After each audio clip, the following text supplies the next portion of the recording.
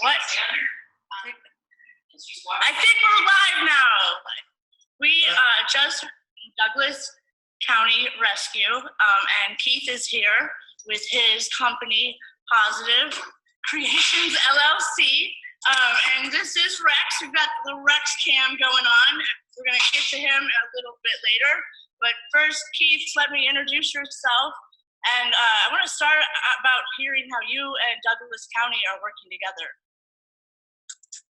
So again, Douglas County Canine Rescue is actually our partner. We partner with them to help some of the rescues who may have behavior problems such as being timid, not understanding people or other dogs, being able to live with those other dogs and or other animals or people, and or some that may have aggression problems. We also like to help the puppies to get them off to a good start in life. So we work with them in helping with that type of stuff. And they're a great organization. So if you guys need puppies, y'all make sure y'all go out there and get with them. Puppies. I remember how many puppies we had at that Denver Pet Expo. So you've got a lot, like piles of puppies. It was amazing. You have a really touching and heartwarming story that is the start of your business. Would you like to share that with us? Yeah. So in 2007, my mom was murdered and was taken away from my family pretty tragically. It did a number on me and the rest of my family. But speaking for myself, I went into a really bad depression.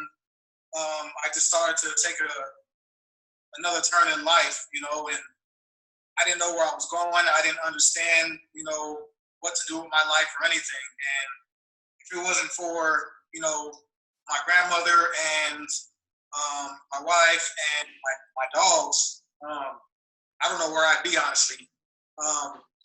Dogs literally saved my life. I may get a little emotional about that still, but for people to understand, and most may not, but dogs read your energy, and they can tell. Excuse my son probably running across the screen, but they can tell, a person's feelings, a person's emotions. Like it's ridiculous how smart and intuitive dogs are. So again, this is Charlie. Charlie is actually my emotional support dog. He's been trained to help me at times when I may be depressed or upset during, certain dates and times that may come up. And then this is George. And George is actually a psychiatric service dog for an ex-Cleveland police officer we've been training. So these guys are lifesavers, and that's for any dog.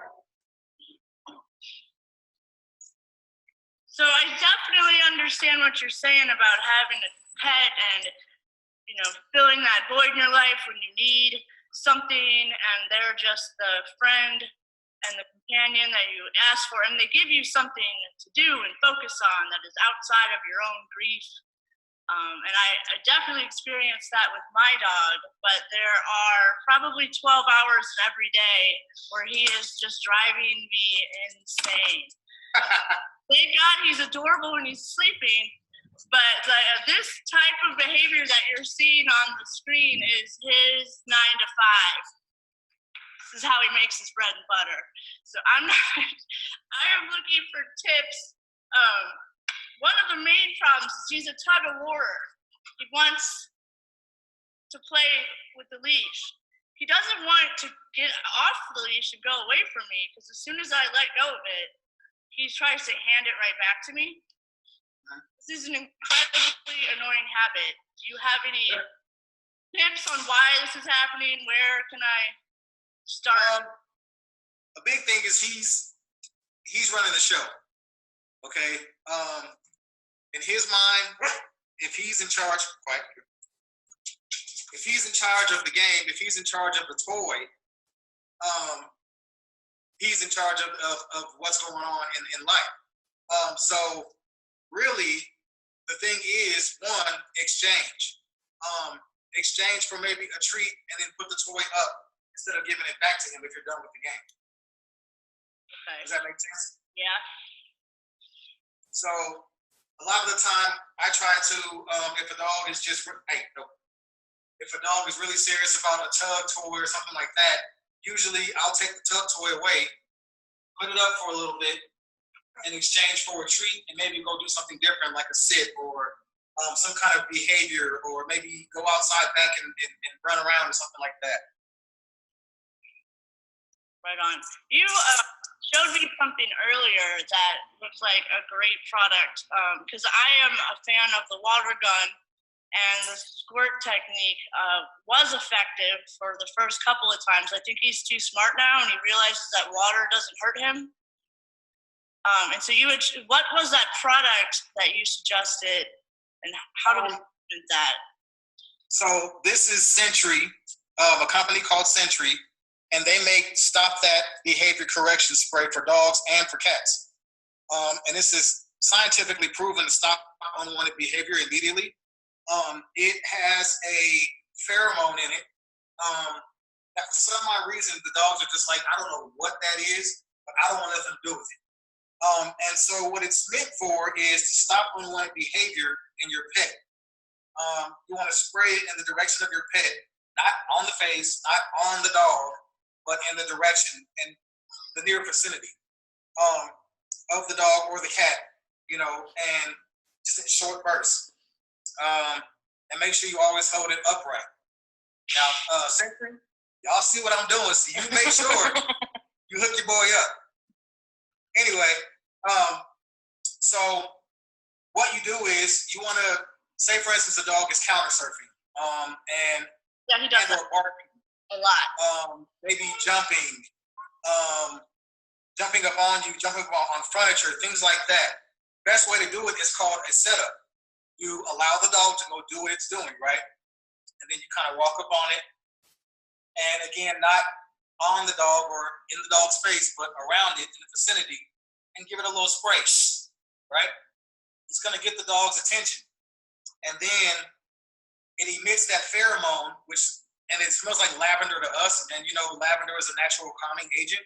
Yep. So it calms the dog for some odd reason and gives you a chance to then go ahead and redirect. So again, if the dog is jumping on the couch or jumping up on you, you hit the spray, wham, and then turn around and say, okay, now sit, since I've got your attention, right? So right. The best thing to do is with a command. What's that? You're saying you have to follow up with a command, and like yes, follow up with a redirection of a command. Correct. That's the best way for the dog to understand. Okay, I'm not supposed to do this, but I can do this, and I get love for it. Right on. Yeah, I definitely need to order some of that spray. Yeah, I live by it. I live by it. So the other thing that he is really into right now, and I'm hoping it's just a puppy phase, but when he wants something, his main way to communicate with me is by biting my sleeves and pulling my arms. Okay, so again, you're looking for that redirection first. You want to explain to the dog that this is not okay. Now, a way that we do that with puppies is, again, with the setup, you allow the dog to go ahead and start to pull on the sleeve or bite at your hand, right? I usually give a high-pitched yelp, like an ow!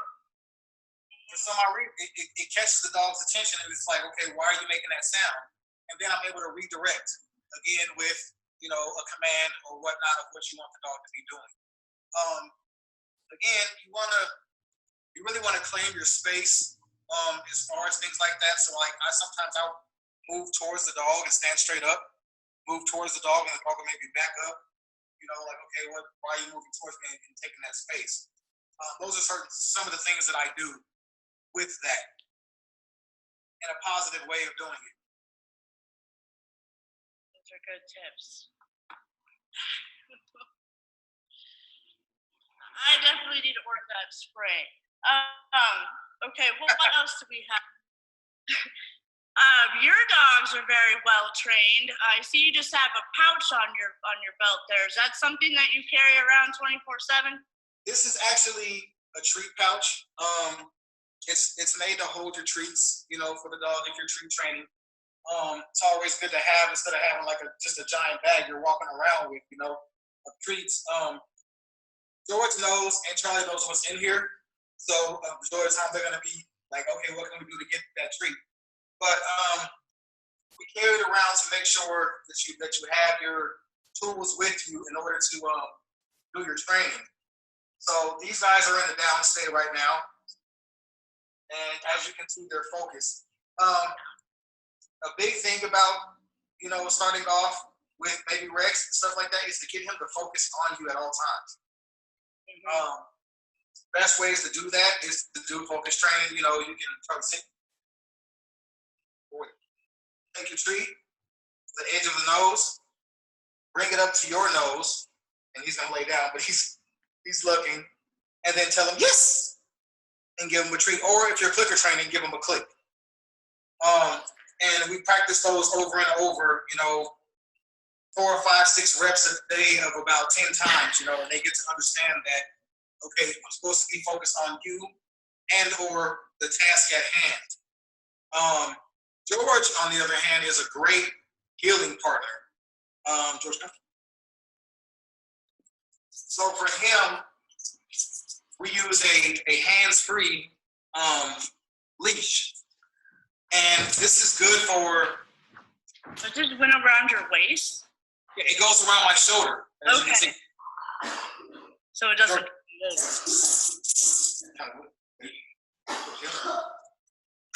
So George gets in the heel position, and as you can see, he's focused on what's coming next. And then I'll let him know his command for healing is, let's go. So we'll say, George, let's go. As you can see, he's focused on me. If I stop, he sits. If I take off, he's right there with me. So this is a good way to teach your dog heal. If you don't have a super puller, maybe Rex is probably a super puller, I can see. But if you start him off, what's that? If I let go of the leash, he stays right there with me. Oh, awesome. Is that good? Is that a good sign? I feel like he's just playing, but he doesn't understand the game. Is he pulling while on leash, and then while he's off leash, he's walking next to you? Sometimes. There's like a window of our walk where he does the pull on the leash, and then once we get past the threshold of the alley, he's like, oh, this is what we're doing. And he all of a sudden gets it. So I've really just been walking down the alley with him by my side instead of like ferociously fighting with him. I don't know if that's a good habit to, encourage, or if should I be making him follow the lead in my hand at all times? Well, we always start off with leash training first, and then we go to off leash training, just so that way he's able to walk on leash and off. I can't really say if you guys are doing a bad thing or not. It's so depending on the dog, really, in my opinion. So again, I can go ahead and drop the leash, and he'll walk right next to me anyway. Now Charlie is a puller; he's a hunter by nature. So we have to work with him on his pulling. So on leash first. Yeah. Do you use a special leash that is elastic-ish? I've heard of those. Yeah, we have a couple different leashes that we use. One of them may be elastic. The other is like a plastic material. I never want to use a retractable leash. I myself don't like them because to me it keeps the dog cool. Yeah. But Charlie has a plastic leash and he has a regular leash. And George uses this one, the hands-free one. Nice. All right, well, we are pretty close to running out of time, but I do have one more thing I wanted to touch base on because my friends are always telling me that I am not dominant enough with my dog, and I am wondering what tone of voice is interpreted by the dog best in order to establish that is it the voice or is it my stance? Like, how do I let him know? It's a lot of both. Tones of voice are very important in training a dog to understand what you want. A lot of people may go and say, Charlie, come, and it's Charlie, come, oh my God, Charlie, come, Charlie. And the dog is like, yeah, fine. But if I'm like in a normal conversation tone, Charlie, come, this is what he's supposed to do. And then you give the high praise tone, which is yes, good boy, that's what I want, And then as far as the negative verbal marker, we use a no or an ot, and the majority of the time it's low and gruff, so it's like no or ot, and it gets the dog's attention. So yes, tones of voice are very important in your daily training life. And for dogs to understand what you want. And then as far as body posture, anything like this, a dog majority of the time is going to be like, yeah, whatever, you're playing, you want to jump, you want to jump on people, you want to run and stuff. Also be careful with the certain dogs that you may have that may have certain issues. Standing over a dog like this can cause the dog to retreat back, and say, okay, well, why are you standing over me like that? So I try to stay, nice and tall with it, and give my command. And then after I'm done giving the command in the positive verbal marker, then I go ahead and yeah, good boy, and bend over, stuff like that. So does that make sense? It does make sense. We have a lot of work to do, but we do appreciate your tips. I know how to find you, so I might be asking you some questions in the future. I know it is about 3 o'clock, and the Fantastic Canine should be coming on the call soon, but I think we have a few more messages from our sponsor.